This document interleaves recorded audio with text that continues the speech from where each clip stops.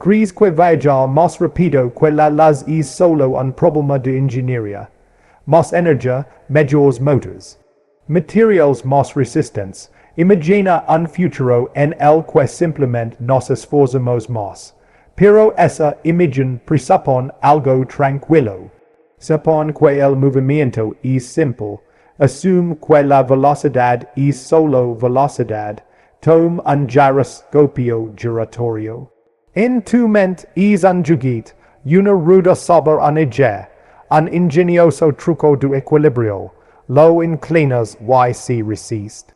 Lo empujas y se mueve lateralmente, oblicuo, no por quiera, no por fricción, sino porque el espacio mismo se niega a comportarse como esperas.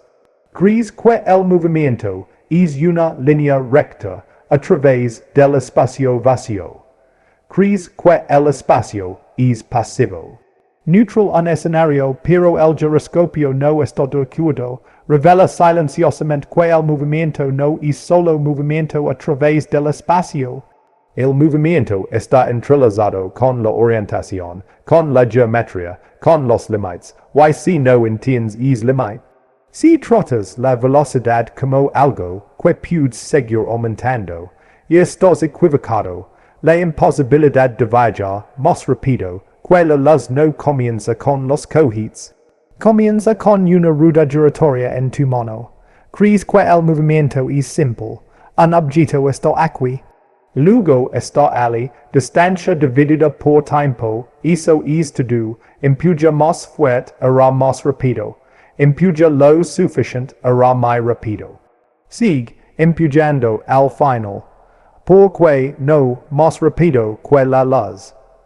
Esta es la suposición silenciosa que se esconde detrás de todo motor de ciencia ficción. Pero esa imagen solo funciona si el espacio se comporta como una hoja de papel plana, dibuja una línea recta, extiéndela sin resistencia, sin distorsión, solo más línea. Ahora sostenga un giroscopio giratorio en su mano. No se mueve por la habitación, solo gira, algo sutil ya está sucediendo, incluso estando perfectamente equilibrado, resiste los cambios de orientación. Intentas inclinarlo, no se deja levar, ni siquiera se opone como lo haría un polo rígido, responde de frente. Aplicas una fuerza hacia abajo, se mueve lateralmente, esto no es fricción, no es demora, no es debilidad en tu agar.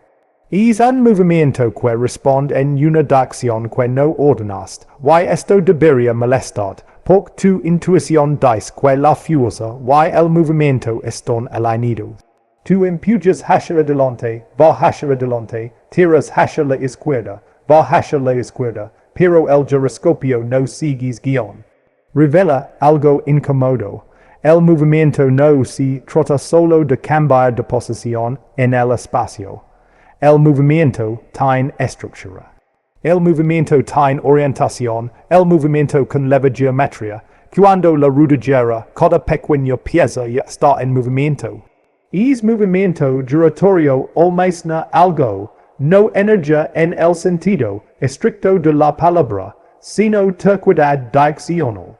Momento angular, y el momento angular no se comporta como el movimiento lineal, no se suma como se suma la distancia, no se redirige como se espera, gira la respuesta, de repente el movimiento deja de ser una flecha recta, se vuelve relacional, direccional, entrelazado.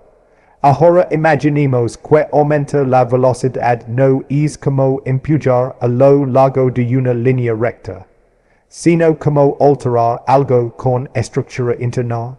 Y si la velocidad misma tuviera orientación, ¿qué pasaría si la velocidad no fuera solo, que tan rápido, sino también, que tan alineado? El giroscopio no tiene nada que ver con el equilibrio. Es una advertencia silenciosa. El movimiento no es lo que piensas que es. YC su comprensión del movimiento es errónea en pequeñas escalas en sus propias manos, entonces construir un motor que corra más rápido que la latitud no sea una cuestión de potencia. Quizás si cuestión de mala interpretación de la realidad misma, suspenda el giroscopio de un extremo. La gravedad tira hacia abajo, esa parte es obvia, esperas que caiga, no lo es, en cambio, comienza a girar horizontalmente. Lentamente constantemente en círculos, precisión. Este es el momento en el que tu intuición falla por completo. La gravedad tira hacia abajo, entonces, porque el movimiento es lateral. Si el movimiento fuera simple, si las fuerzas simplemente apilaran, y redirigieran los objetos en la misma dirección en que se aplican la rueda giratoria, se inclinaría y colapsaría. Pero no se derrumba, porque la rueda no está simplemente parada en el espacio, y se está moviendo. Cada punto de su borde gira en círculo. Este movimiento circular le otorga al sistema un momento angular, un vector que apunta a lo largo del eje de giro. Y aquí está la sutileza. Al aplicar un par descend en proveniente de la gravedad, no se trata simplemente de añadir movimiento, sino de cambiar la dirección del vector de momento angular. Pero los vectores que representan rotaciones no responden como flechas ordinarias. No se desplazan directamente hacia la fuerza aplicada. Giran alrededor de él. El cambio en el momento angular es perpendicular tanto al giro existente como al torque aplicado. Perpendicular. Esto no es un truco mecánico, no es una excepción, es el comportamiento de las magnitudes rotacionales en todas partes.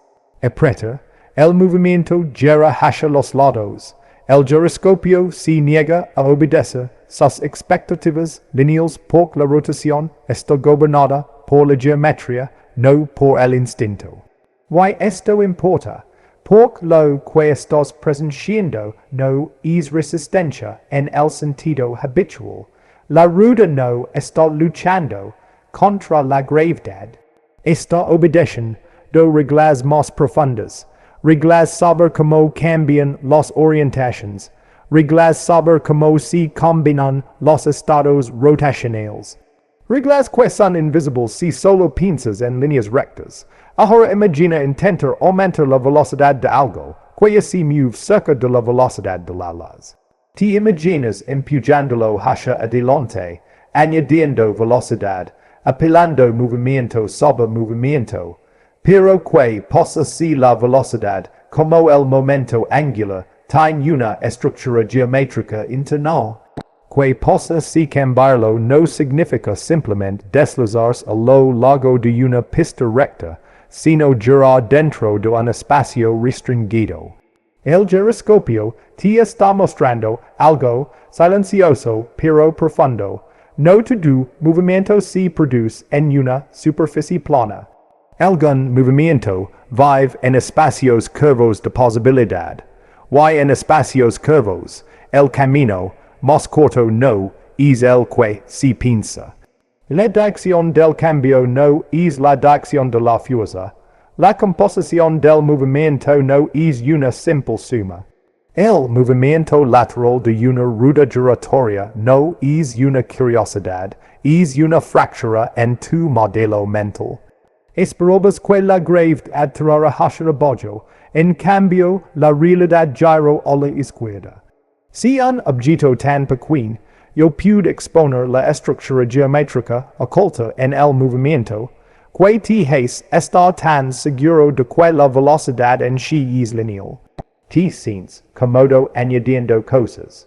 3 metros más 2 metros son 5.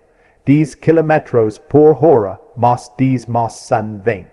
La edición es inofensiva, predecible, lineal, pero las rotaciones no se comportan de esa manera.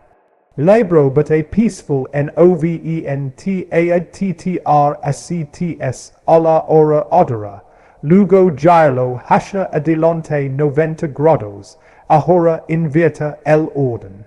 Primero gíralo hacia adelante, luego gíralo a la derecha. No terminas en la misma orientación. El resultado final depende del orden de las operaciones.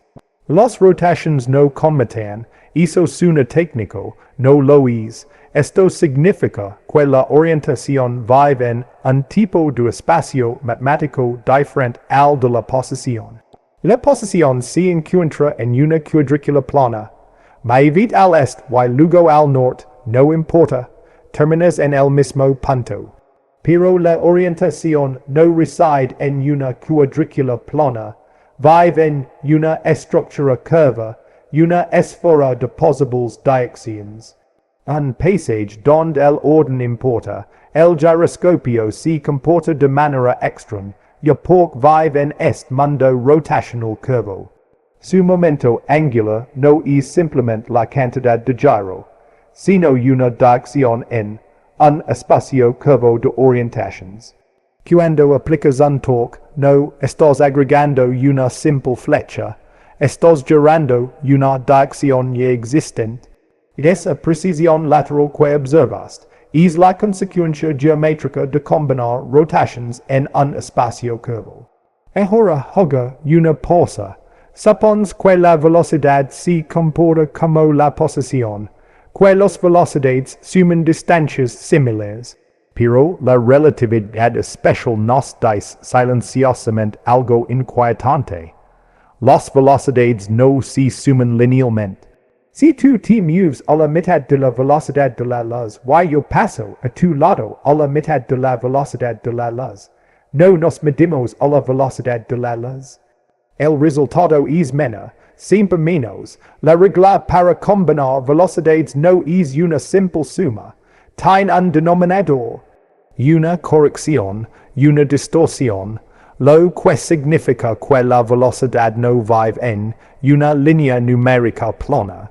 Vive en una estructura curva, y en las estructuras curvas, la composición se comporta como la rotación. El orden importa, el enfoque importa, los límites aparecen de forma natural.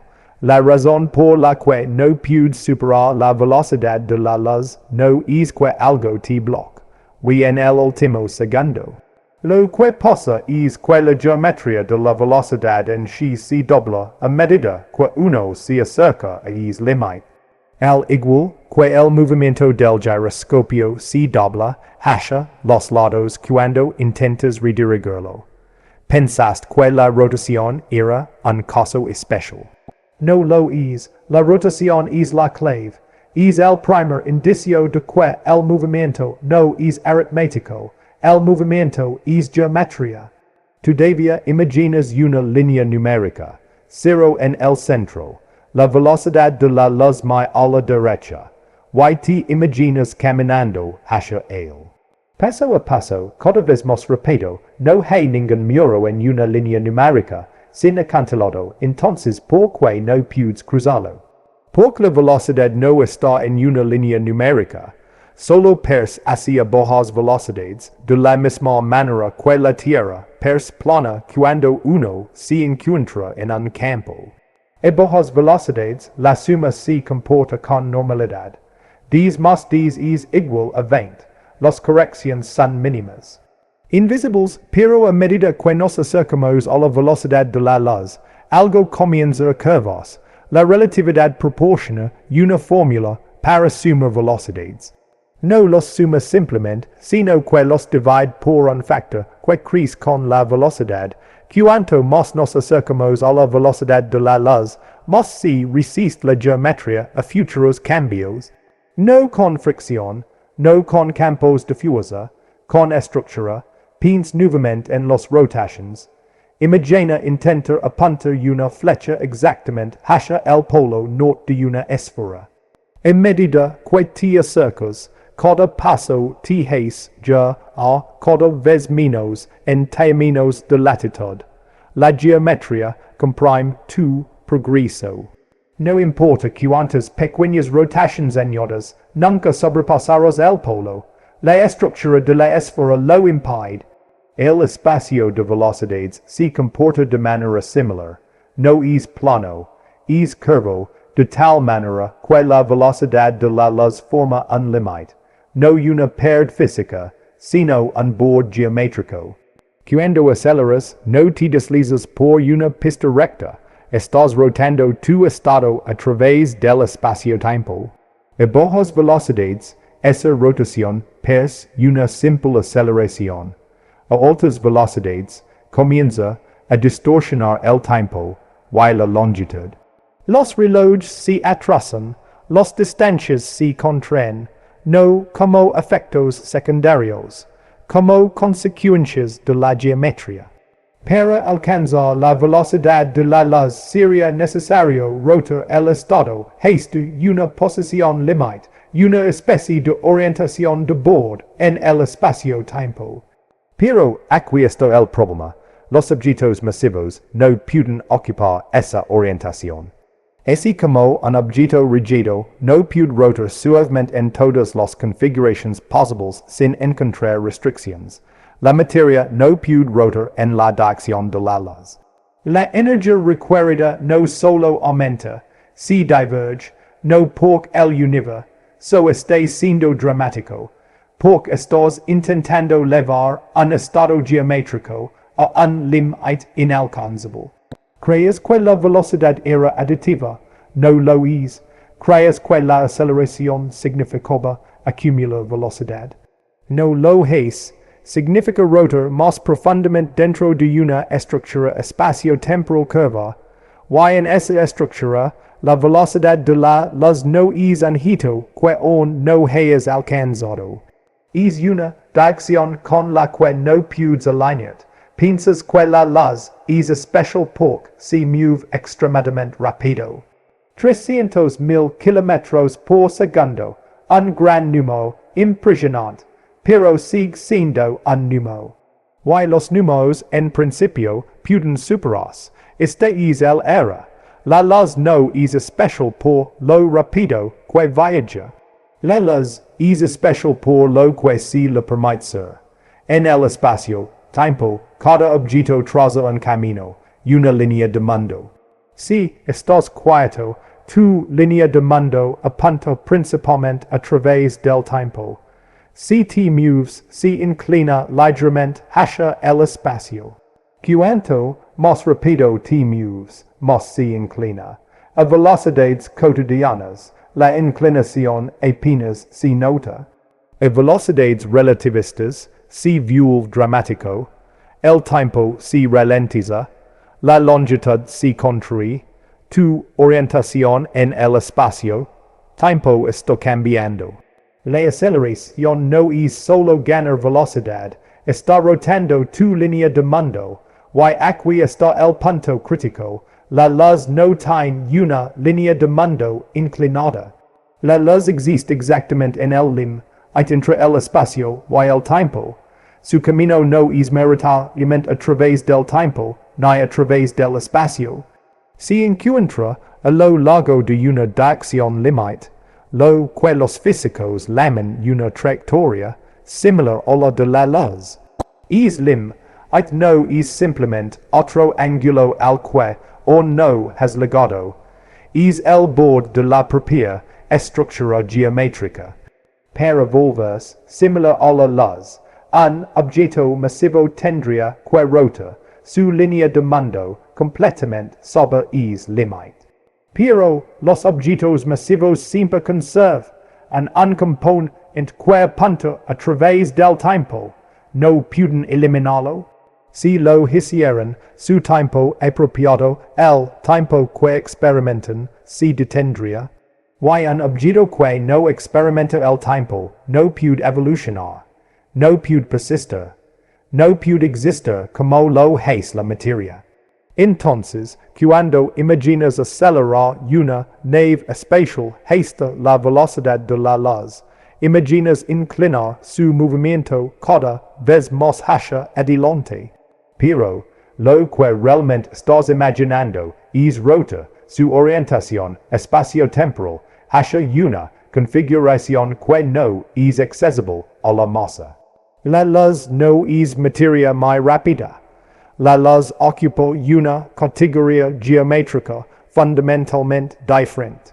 No se encuentra más abajo en el mismo camino, se encuentra en el límite de la propia carretera, y los límites en geometría no se cruzan con esfuerzo, se definen por la estructura. No puedes superar la velocidad de la luz por la misma razón que no puedes girar al norte del polo norte. No porque te falta fuerza, porque no hay dirección más allá de ella. A la ciencia ficción le encanta imaginar que el espacio-tiempo se dobla. Motors warp, agujeros de gusano, doblando el universo como si fuera papel, la idea es seductora, si no puedes ir más rápido que la luz aquí, porque no toma un atajo ali. Pero el giroscopio ya te aviso, el movimiento no es una simple suma de vectores, ni aquí, ni en el espacio curvo, ni en un universo plegado. El girar un giroscopio no se colapsa ni desaparece al girarlo. Procesa lateralmente, de forma predecible. La geometría rige la respuesta, de forma el espacio-tiempo no es diferente, no estás empujando objetos a través del vacío, estás retorciendo el tejido que define el movimiento mismo.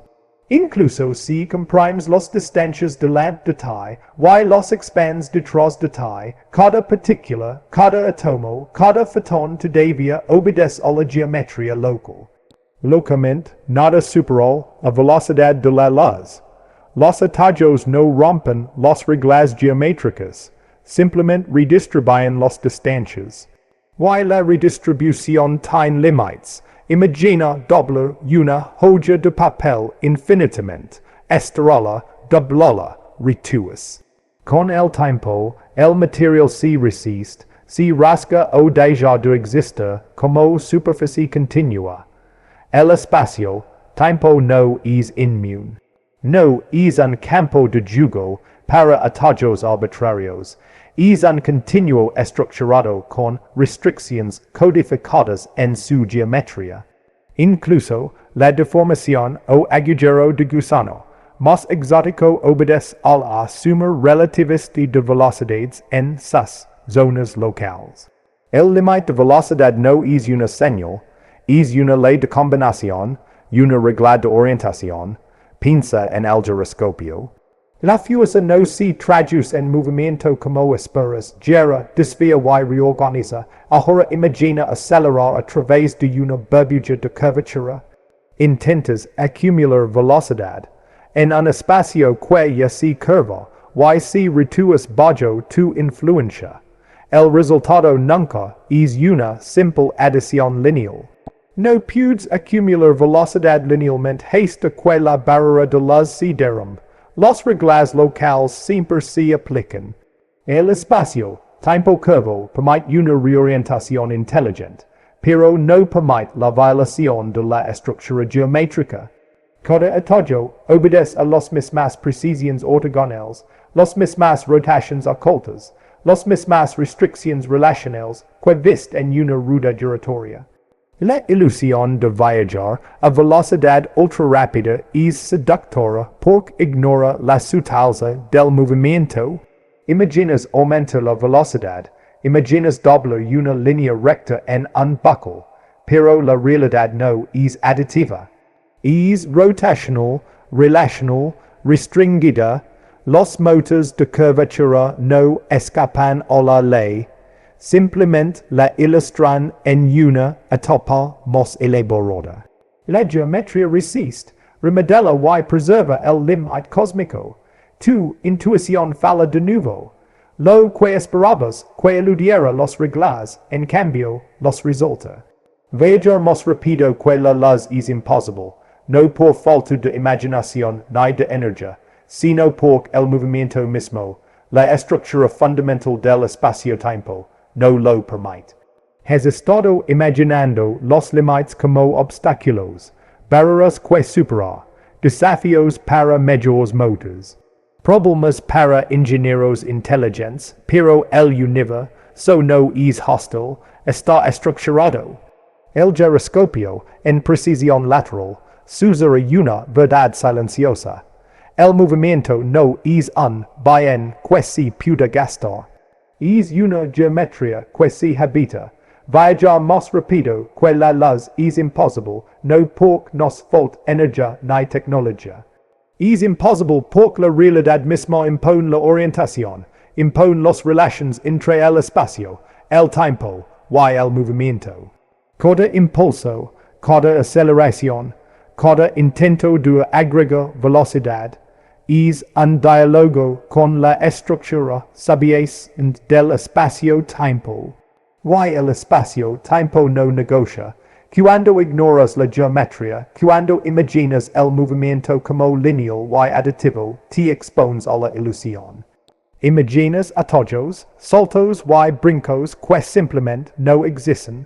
Consideremos el giroscopio una vez más. Lo inclinamos, lo giramos, aplicamos fuerza. Se mueve lateralmente. Cada reacción está limitada por el momento angular. Ninguna astucia cambia la regla. Ahora apliquemos esa lección al cosmos. La velocidad es como el momento angular en sentido amplio. La relatividad nos cuenta la misma historia. Cuanto más rápido vamos, más se resiste el espacio-tiempo. No con la fricción, no con los obstáculos, con la estructura, con la inevitabilidad. La velocidad de la luz no es un desafío a superar. Es un límite incrustado en la geometría de la realidad. Es la dirección límite en el paisaje del movimiento. Intentar cruzarla no es un fracaso, es un error de categoría. No se puede llegar más allá del polo norte. No se puede atravesar la frontera de la luz. Y, sin embargo, en esa imposibilidad yace el asombro. El universo no es un campo de juego para el pensamiento lineal. Es un tapiz de relaciones, de rotaciones, de restricciones introducidas en la trama de la existencia. Cada partícula, cada fotón, cada rueda giratoria sigue estas silenciosas reglas geométricas. Lo que es una limitación es en realidad una revelación. El límite de la velocidad de la luz no es un muro contra el que chocar, sino un horizonte que comprender. La imposibilidad de viajar más rápido que la luz no es pesimismo, es el descubrimiento de la arquitectura interna de la realidad. Y ahora, retrocediendo, lo ves con claridad. Toda intuición en la que confibas movimiento lineal, velocidad aditiva, simple acumulación de fuerzas es incompleta. Vives en un mundo donde la geometría no es optional, donde el movimiento no es solo moverse, donde los límites están codificados en la forma misma de la posibilidad. El giroscopio nunca fue solo un juguete, fue un maestro, una ventana, una advertencia. El universo no se doblega ante el deseo. Se rige por sus propias reglas.